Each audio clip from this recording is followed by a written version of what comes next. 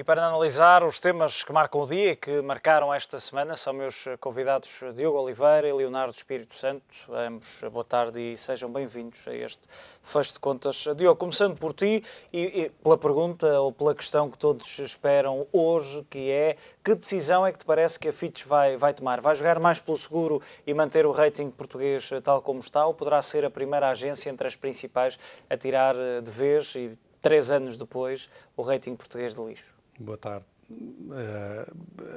A informação ou as expectativas têm sido no sentido de se fazer alguma coisa, mas entretanto com estas perspectivas, digamos assim, económicas e europeias e globais a derraparem, não sei se a certa altura vai haver aqui uma decisão mais pela ponderação e pela cautela do que pelo risco, digamos assim.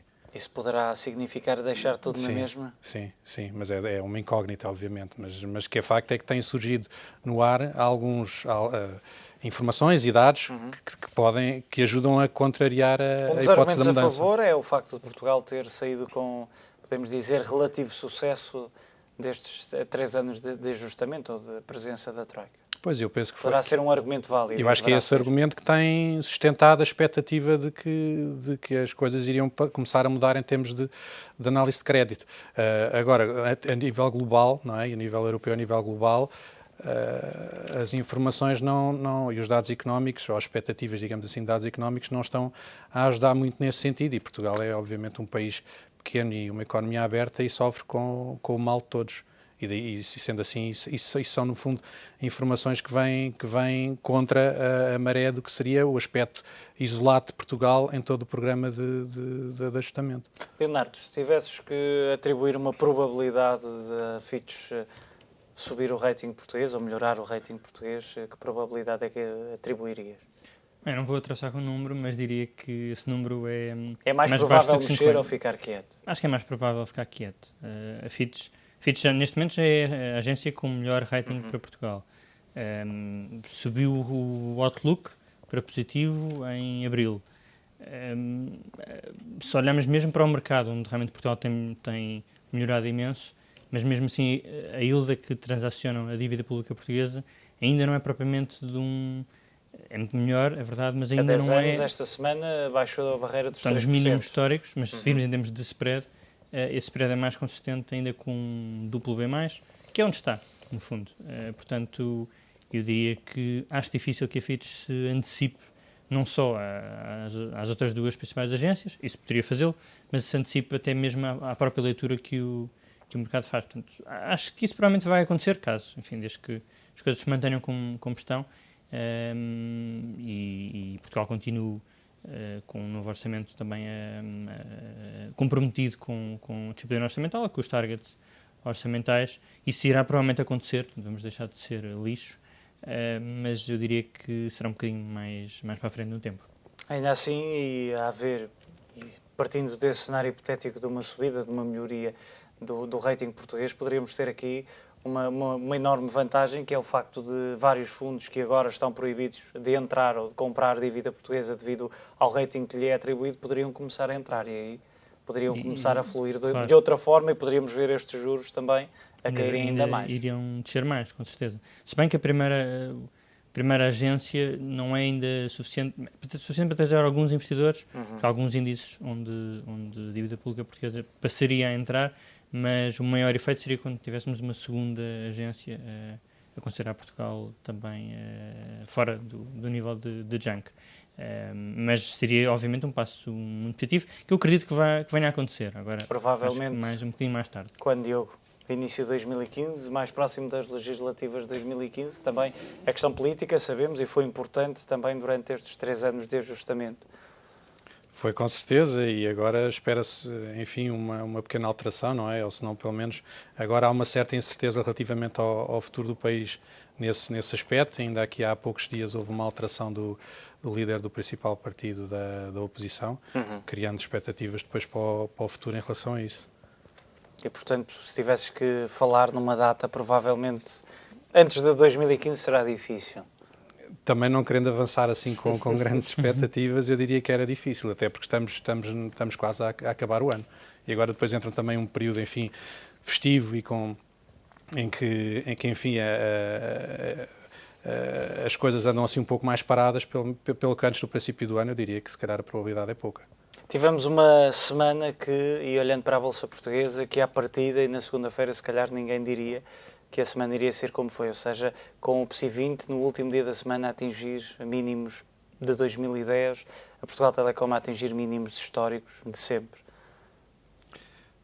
Pois, tivemos desvalorizações bastante grandes no PSI 20, não só no PSI 20, como em todo o mercado global, mais na Europa do que, por exemplo, nos Estados Unidos e mais no PSI 20 relativamente aos outros todos. E aqui, se calhar, O relatório do FMI também acabou por travar aqui um bocado.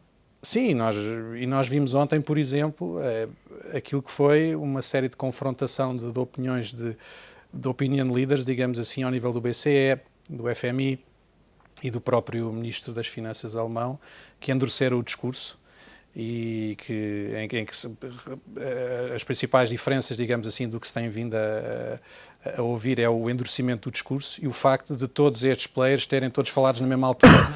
E isso acabou por também ajudar os mercados a terem este comportamento. Isto, por um lado, ao nível de macro, se quisermos, e global e ao nível europeu. No caso de português, tivemos o comportamento da PT que acabou por arrastar o índice para valores ainda pior que o resto da Europa. Como é que se justifica, Leonardo, estas quedas, não só do PSI 20, mas principalmente, e como dizia o Diogo, de resto a PT, depois da saída de Zé Albava da presidência executiva da Oi, acabou por ser a face mais visível das quedas verificadas na Bolsa Portuguesa? Sim, enfim, à primeira vista não haveria muitas razões para vermos uma performance tão negativa da Bolsa Nacional face ao que se passou na Europa. De facto, o cenário esta semana foi bastante mais penalizador para o mercado europeu. Em relação a Portugal, não houve propriamente, tirando a questão da PT, não houve muitas questões específicas, talvez tenha havido também duas questões, se quisermos, a questão da saída de Zé Albava e depois tem-se falado muito a questão da venda da PT Portugal. Pronto, mas tirando essa questão, que é específica, não houve muito mais. Houve alguns rumores, alguns receios relativamente à banca portuguesa e aos testes de stress, mas não houve praticamente nada muito palpável em relação a isso, mais rumores que outra coisa, quando faltam 2 semanas para o anúncio desses resultados, e a banca esteve realmente bastante pressionada esta semana. E em termos macros, enfim, o relatório do FMI, apesar de rever em baixa a estimativa de crescimento... Também já era esperada essa revisão. Sim, no caso português, acaba por ficar em linha com as previsões do Governo, portanto. Sim, e fica em linha também com uma revisão que é em baixa para todo o resto da Europa. E tendo a nossa economia agora mais rebalanceada para a procura externa, é natural que, com a revisão em baixa do crescimento europeu, isso se reflita também de uma forma quase imediata no crescimento português. Portanto, houve aqui, provavelmente, uma relação de sentimento de maior cautela dos investidores a nível global e que se reflete mais depressa em mercados mais periféricos, como é o nosso, e com mais vulnerabilidades, como é também o caso do nosso mercado. Pelo lado oposto, no outro prato da balança tivemos a Saúde, com estas revisões, a questão da fidelidade ter aumentado ainda mais a OPA. Temos nesta altura um prémio superior a 56% face ao valor a que foram adquiridas na OPV.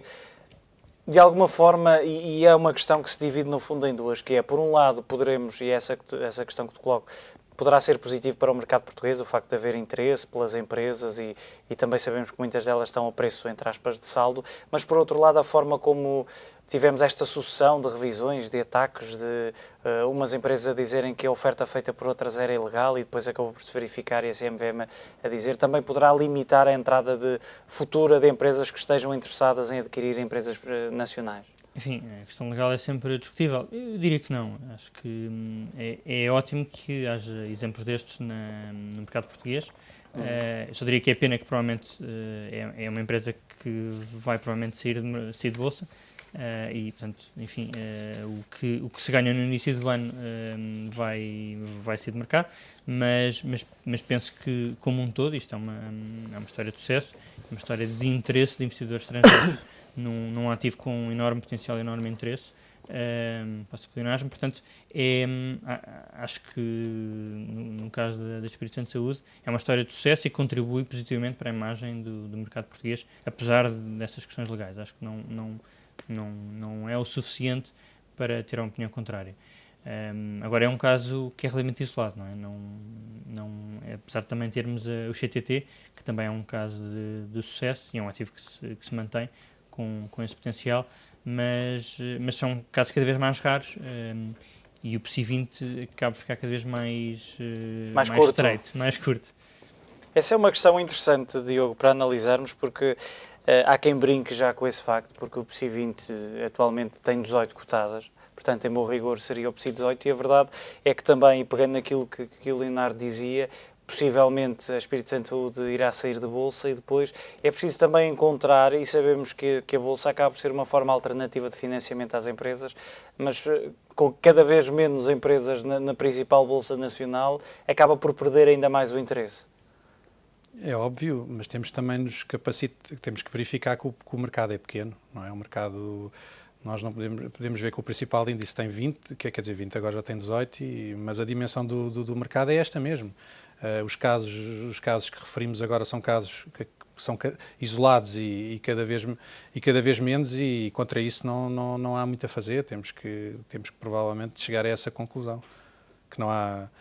De facto, nós não temos uma dimensão de um índice SP 500, nem de um DAX 30, etc. Não é? Portanto, e aí Portugal é muito limitado e tem que se capacitar disso e tentar, enfim, crescer por outro lado.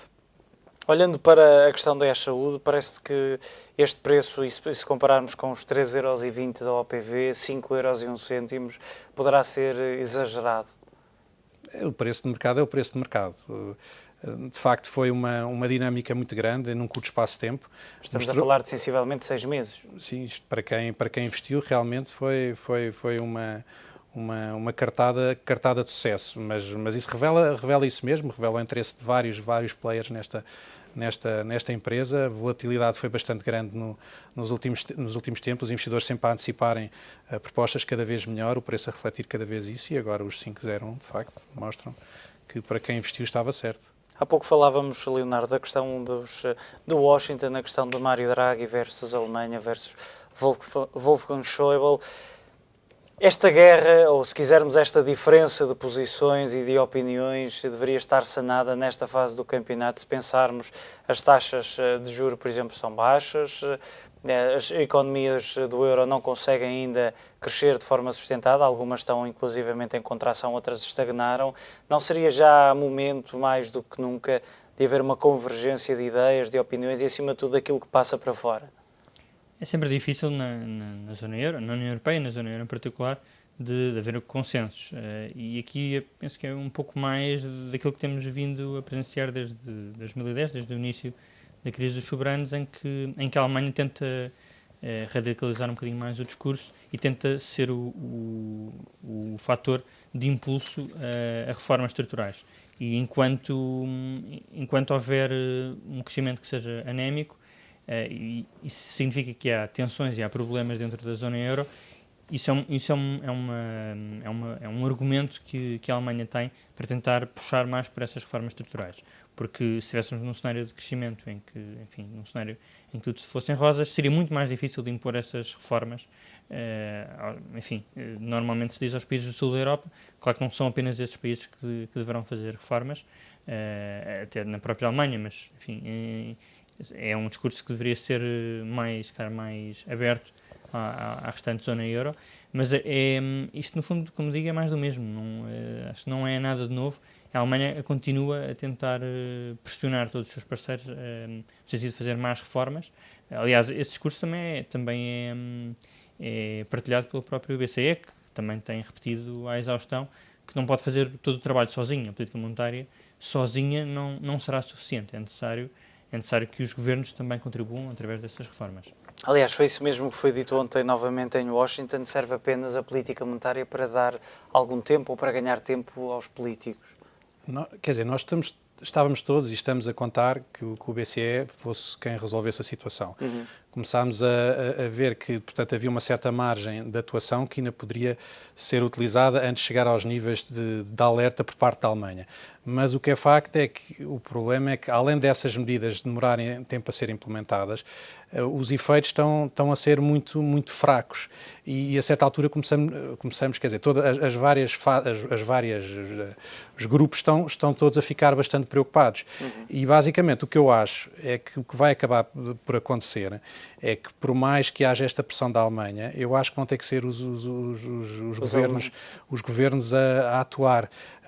E isto para Mas a atuar de que forma? Porque políticas fiscais, se olharmos para a questão alemã concretamente, não quer ceder, aliás, Wolfgang Schäuble fez questão de dizer que o ajustamento orçamental, os países têm que continuar com esse processo de ajustamento orçamental, mas temos a França, por exemplo, a dizer que as políticas monetárias têm, e isto foi a própria Christine Lagarde que disse, a Presidente do Fundo Monetário Internacional, que disse as políticas monetárias têm de continuar acomodatícias para atingirmos o crescimento que pretendemos. Ou seja, se pensarmos também, por exemplo, na questão do déficit que a França, a Itália já disseram que não vão conseguir cumprir para já, temos aqui várias forças que dizem, bem, se calhar é preciso abrandarmos aqui o ritmo do ajustamento, é preciso o Banco Central Europeu continuar aqui com estas políticas de estímulo, e depois temos do outro lado a Alemanha, que sabemos que acaba por ser a locomotiva da Europa, a dizer, não, meus senhores, é preciso ter calma, porque se nós fizermos ajustamento, vocês também têm que fazer.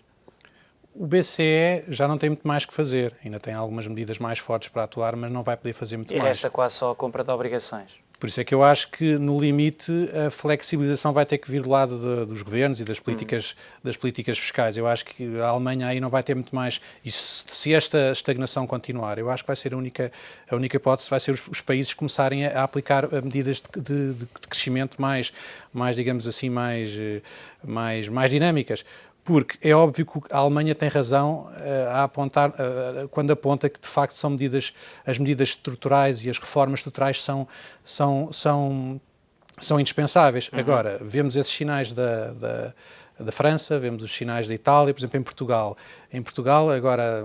Está tudo também um pouco em stand-by para se perceber se vai cumprir a meta de déficit ou não, ou se vamos aproveitar, entre aspas, a boleia da França e da Itália para também aliviar um pouco este nível ou esta amplitude do ajustamento. Ainda para mais quando as eleições vão estando cada vez mais próximas. Por isso é que eu acho que não há muita volta a dar, terão que ser os países a fazer alguma coisa. Agora, continuo a achar que mais cedo ou mais tarde as reformas vão ter que ser feitas, e se não foram neste ciclo vai ter que ser no próximo.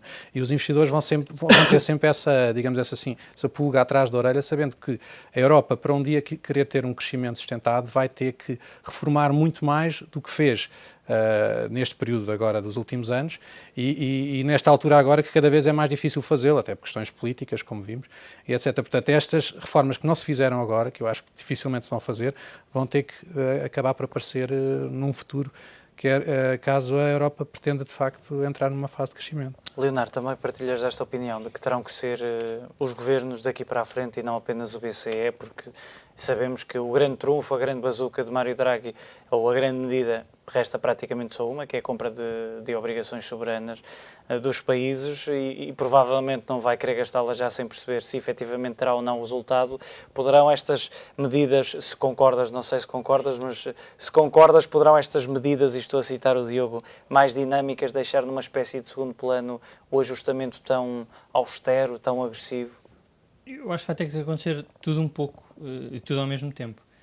Começar pelo BCE. É verdade que o BCE já anunciou, mas ainda não pôs em prática. Portanto, o efeito dessas medidas, neste momento, é zero. Não é refletido.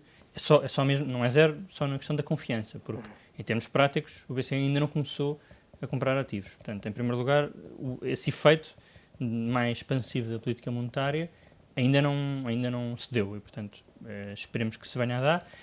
E outro impacto também importante que também ainda não se nota, ou ainda não foi relevante, tem a ver com a queda do euro, que vai ter um impacto, talvez não tanto na inflação, mas sobretudo a nível de crescimento, pela via das exportações. Portanto, esses dois impactos e o euro também vem muito devido à política do BCE, é resultado desses anúncios do BCE. Portanto, sobre esse impacto, sobre esses efeitos, vão começar a realizar-se ou a notar-se num futuro muito breve, portanto, provavelmente ainda este ano ou no início do próximo ano. Depois, as reformas não podemos adiá-las mais na Europa, e o que se discute agora em França e Itália requer uma solução de compromisso, mas eu também não acredito que a Comissão Europeia ou a Alemanha, em conjunto, aceitem simplesmente o adiamento dos objetivos do déficit, sobretudo no caso francês, sem nenhuma contrapartida. Portanto, vai ser necessário um comportamento muito forte do governo francês em aplicar reformas no imediato.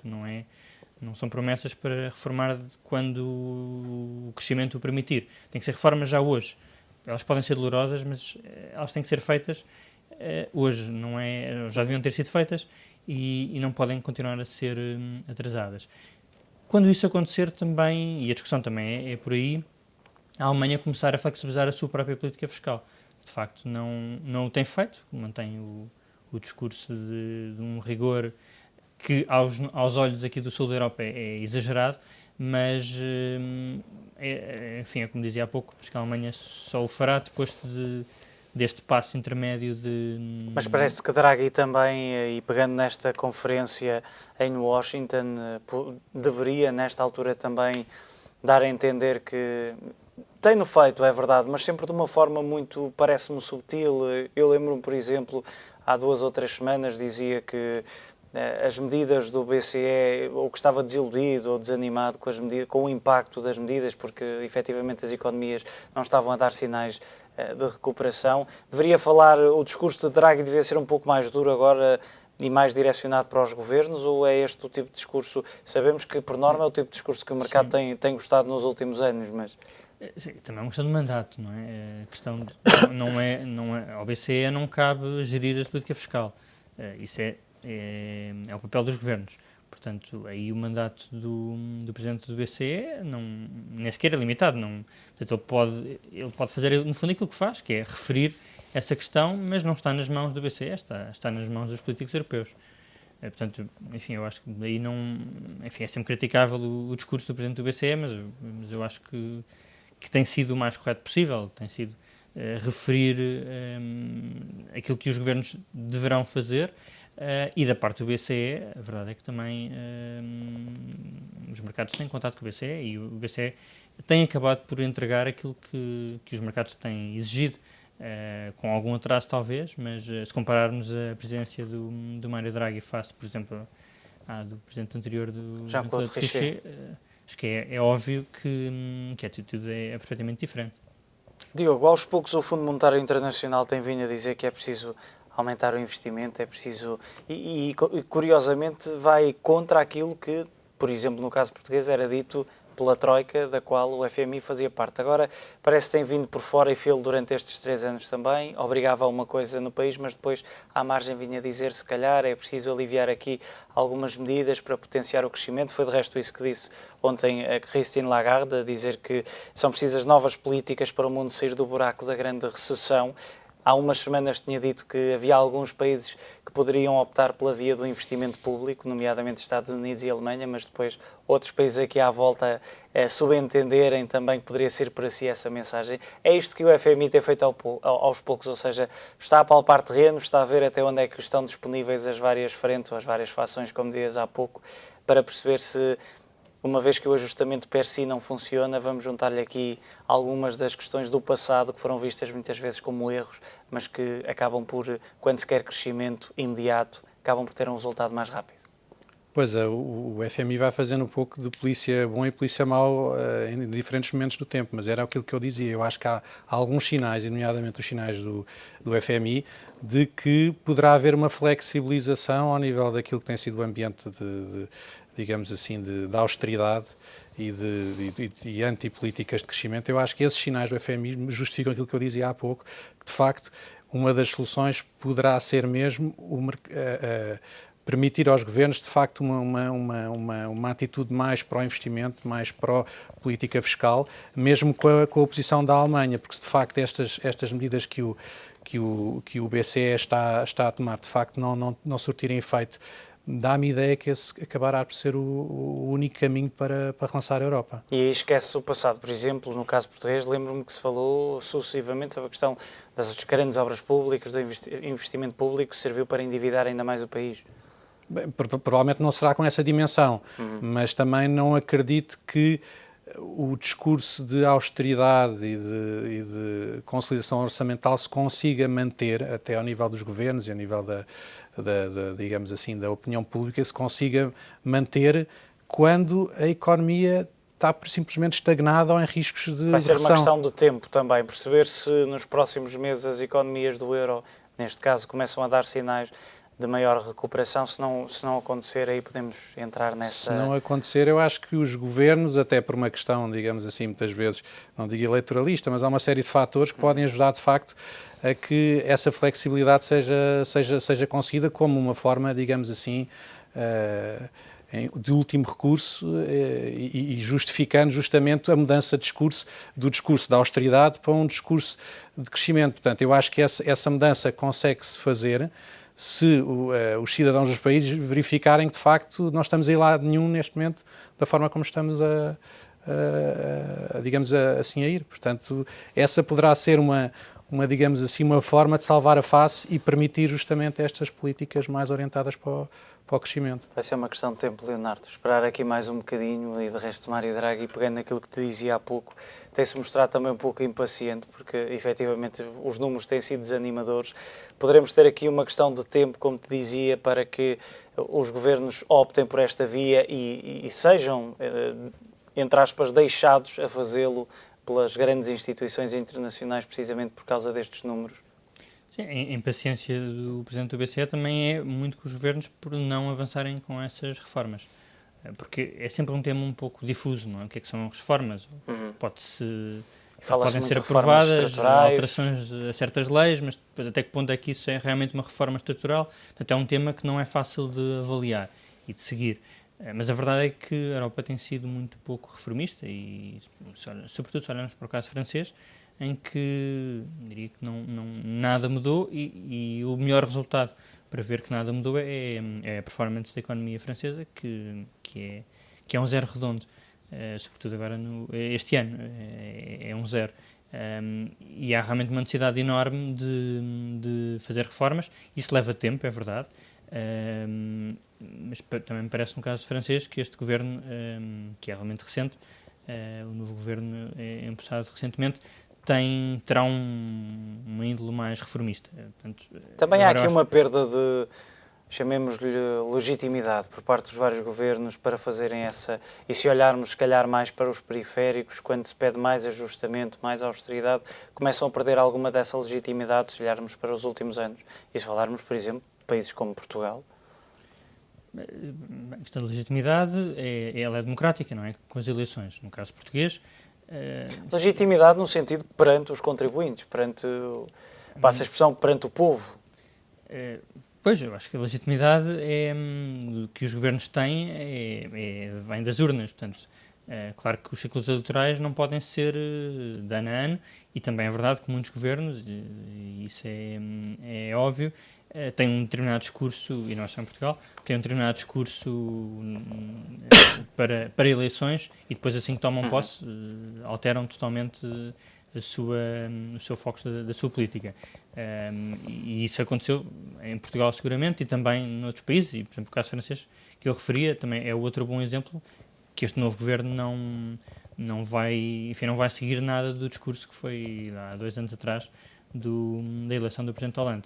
Portanto, é algo que acontece em vários países. Agora, se no caso português, por exemplo, e já que perguntas, é verdade que a carga fiscal é realmente muito elevada, e numa análise mais fria, basta ver os números que o peso dos impostos na economia é realmente muito elevado, é dos mais elevados dentro da zona euro, e, portanto, pelo menos aquilo que se pode dizer de uma forma rigorosa e desapaixonada é que seguramente que novas medidas têm que ser de austeridade ou de consolidação orçamental, mais do que austeridade, consolidação orçamental tem que incidir sobre o lado da despesa, porque pelo via do lado fiscal, do lado de impostos, está absolutamente esgotado.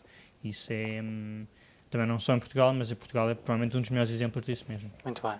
Leonardo Espírito Santo, Diogo Oliveira, muito obrigado pela vossa análise neste fecho de contas.